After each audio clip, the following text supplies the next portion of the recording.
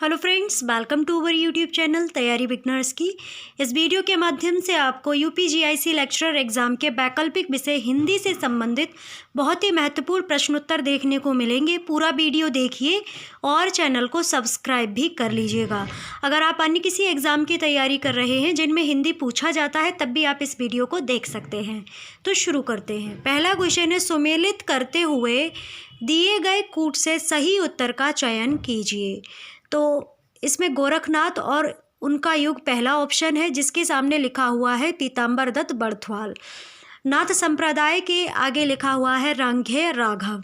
हिंदी काव्य में निर्गुण संप्रदाय, तो इसमें लिखा हुआ है धर्मवीर भारती। और डी ऑप्शन है आपका सिद्ध साहित्य, जिसके सामने लिखा हुआ है हजारी प्रसाद द्विवेदी।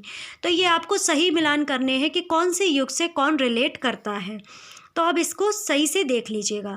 तो गोरखनाथ और उनका युग जो है धर्मवीर भारती को रिलेट करता है। नाथ संप्रदाय जो है पीताम्बरन बड़थवाल को रिलेट करता है। हिंदी काव्य में निर्गुण संप्रदाय हजारी प्रसाद द्विवेदी को रिलेट करता है। और हिंदी साहित्य में जो हिंदी साहित्य है वो रंघे राघव को रिलेट करता है। तो इसको कैसे मिलान करेंगे ये देख लीजिएगा।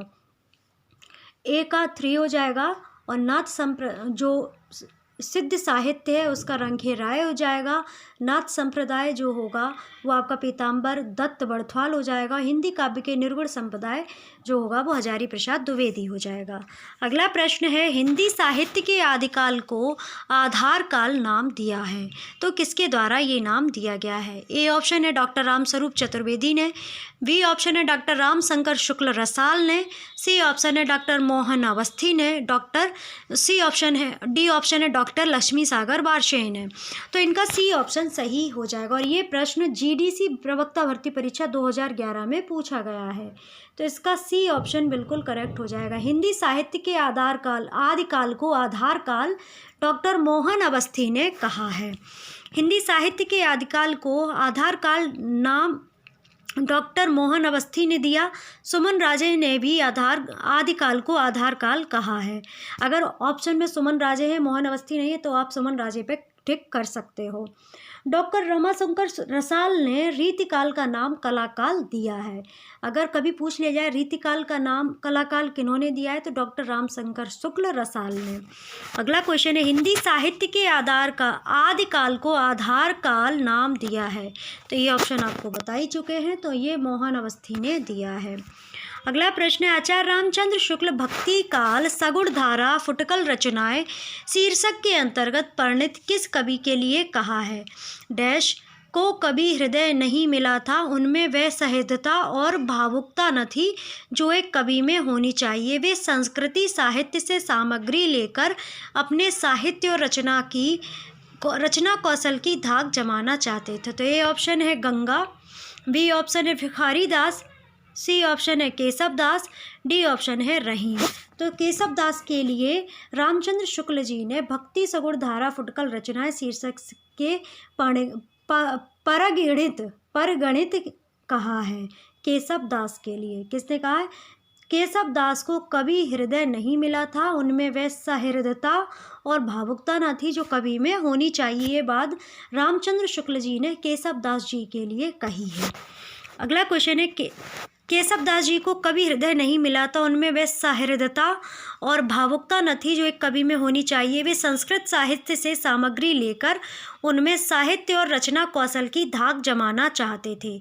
आचार्य रामचंद्र शुक्ल भक्ति काल सगुण धारा फुटकल रचनाएं शीर्षक के अंतर्गत परिगणित केशव दास के लिए कहा है।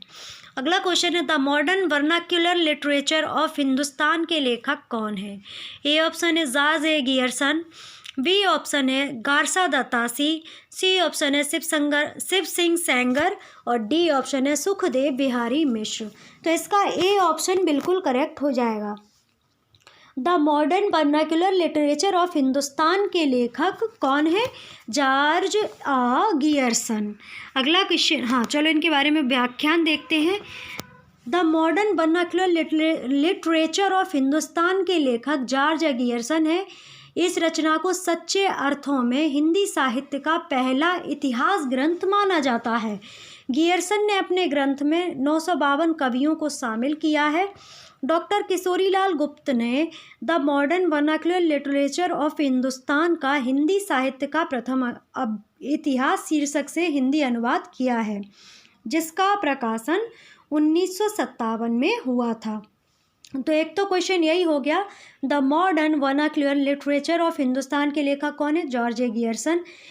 सबसे सच्चे अर्थों में हिंदी साहित्य का पहला इतिहास ग्रंथ किसे कहा जाता है? तो the modern vernacular literature of Hindustan को। गियर्सन ने अपने ग्रंथ में कितने कवियों को शामिल किया है? तो 952 कवि को शामिल किया है। और the modern vernacular literature of Hindustan का हिंदी साहित्य में हिंदी में किसने अनुवाद किया है? तो हिंदी साहित्य का प्रथम इतिहास नाम से डॉक्टर किशोरीलाल गुप्त ने the modern vernacular literature of Hindustan का हिंदी अनुवाद किया है, जिसका प्रकाशन कब हुआ था? 1957 में।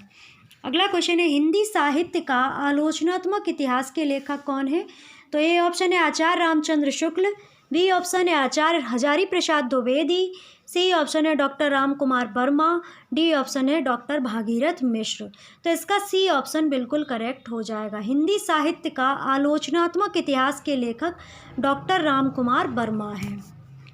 अगला क्वेश्चन है, हिंदी साहित्य का आलोचनात्मक इतिहास के लेखक डॉक्टर राम कुमार वर्मा है। इसका प्रकाशन 1938 में हुआ था। आचार्य रामचंद्र शुक्ल का इतिहास ग्रंथ हिंदी साहित्य का इतिहास का स्थान सर्वोच्च है।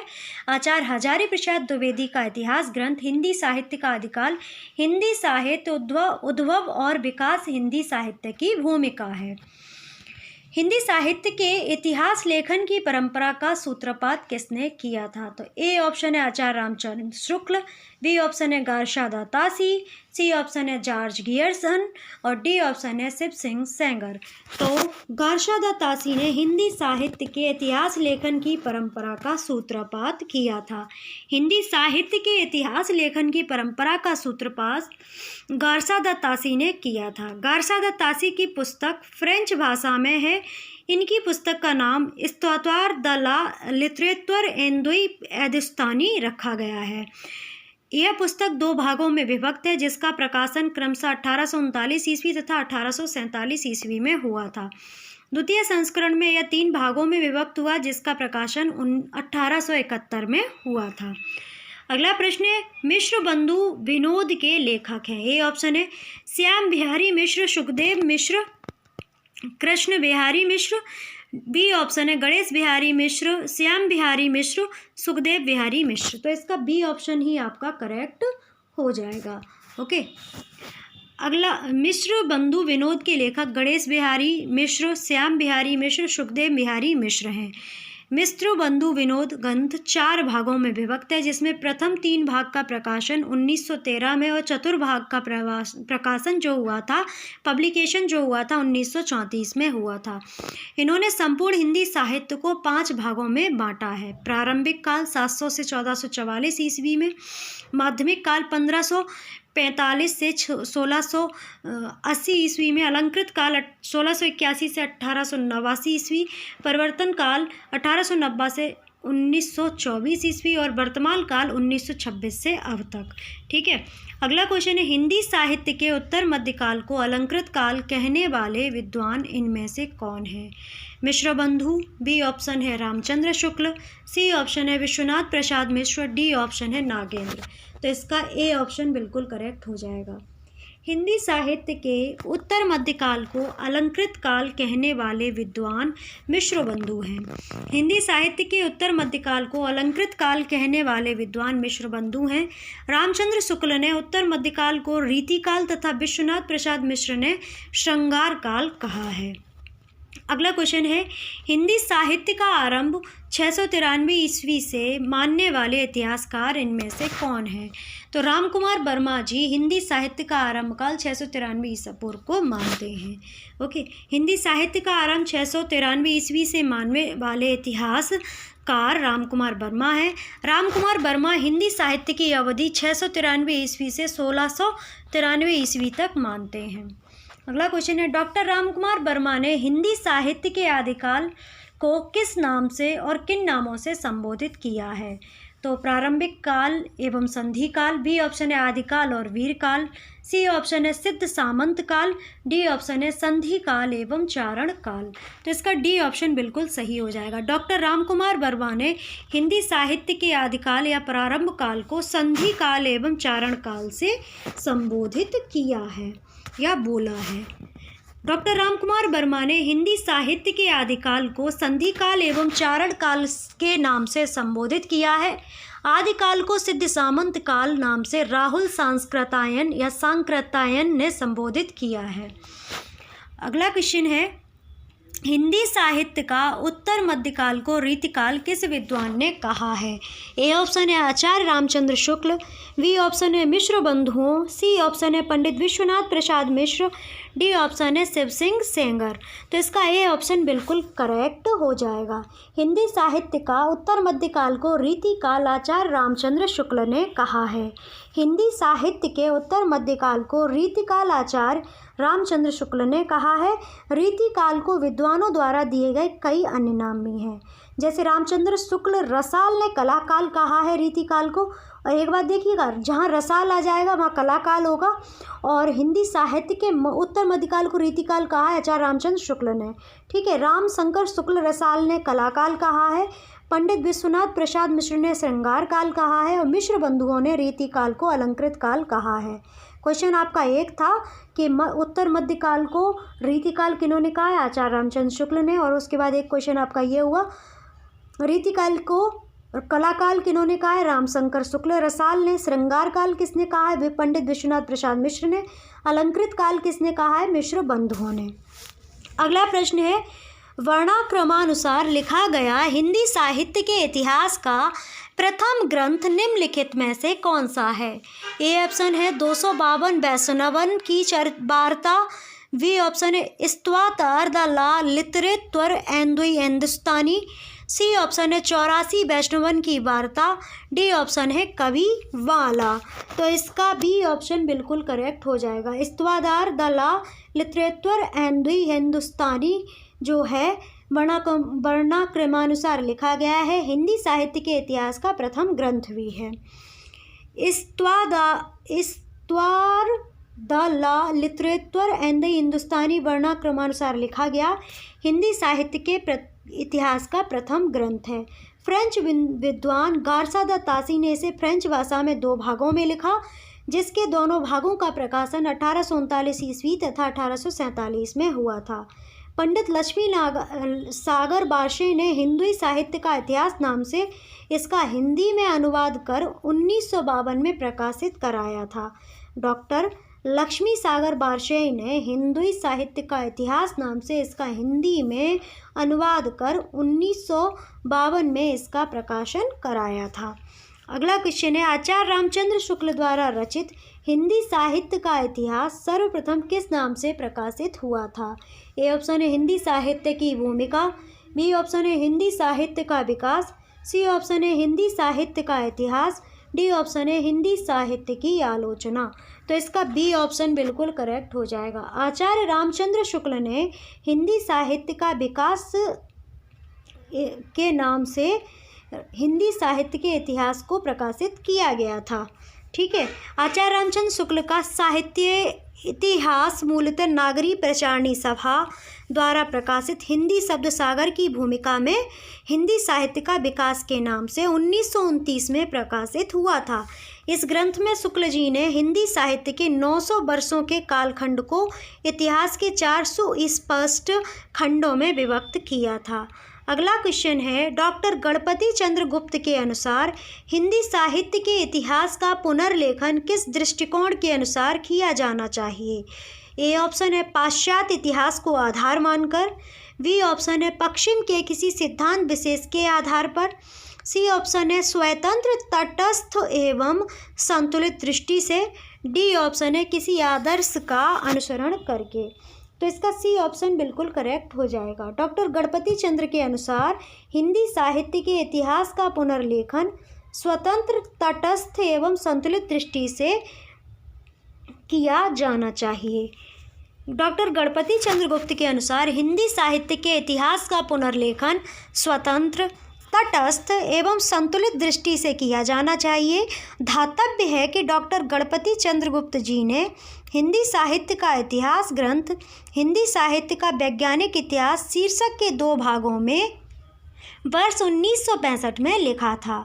अगला क्वेश्चन है, आचार्य शुक्ल की ऐतिहासिक दृष्टि। ए ऑप्शन है हिंदी कविता संबंधी ज्ञान को संकलित करती है।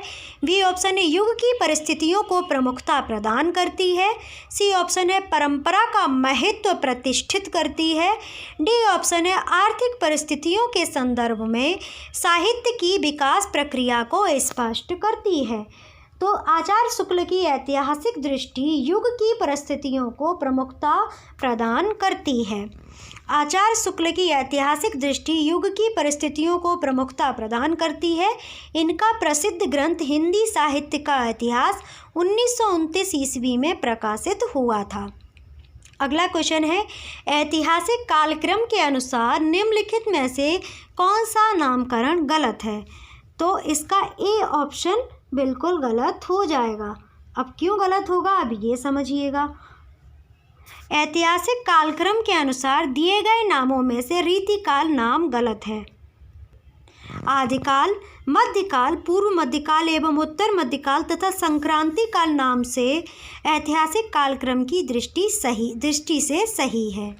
अगला क्वेश्चन है, निम्नलिखित में से किस लेखक ने कालों की रचनाओं की विशेष प्रवृत्ति के अनुसार उनका नामकरण किया है? ए ऑप्शन है doctor Ramkumar Verma. B option है शिव सिंह सेंगर। सी ऑप्शन है डॉक्टर नागेंद्र। डी ऑप्शन है आचार्य रामचंद्र शुक्ल। आचार्य रामचंद्र शुक्ल ने विशेष कालों की रचनाओं की विशेष प्रवृत्ति के अनुसार उनका नामकरण दिया है। आचार्य रामचंद्र शुक्ल ने इतिहास लेखन की विधेयवादी पद्धति अपनाई और हिंदी साहित्य के 900 वर्षों के इतिहास को निम्नवत 4 खंडों में विभाजित किया, उनका नामकरण किया। तो आदिकाल और वीरगाथा काल का समय बताते हैं 1050 से 1375 में। पूर्व मध्यकाल से भक्ति काल का समय बताते हैं 1375 से 1700 तक। उत्तर मध्यकाल या रीतिकाल का जो समय बताते हैं 1700 से 900 तक का बताते हैं, 1900 तक का बताते हैं। आधुनिक काल या गद्यकाल को 1900 से 1984 तक नामित किया गया है। अगला क्वेश्चन है, निम्नलिखित में से क्या हिंदी साहित्य इतिहास लेखन का आधार या स्रोत नहीं है? तो रचनाओं का मौलिक उल्लेख जो है हिंदी साहित्य इतिहास लेखन का आधार या स्रोत नहीं हो सकता। विभिन्न युगों की आंतरिक और बाह्य परिस्थितियों पर प्रकाश डालने की सामग्री कारण हो सकता है। शिलालेख भी हो सकते हैं। साहित्यकारों की प्रकाशित या अप्रकाशित रचनाएं भी हिंदी साहित्य इतिहास लेखन का आधार या स्रोत हो सकती हैं।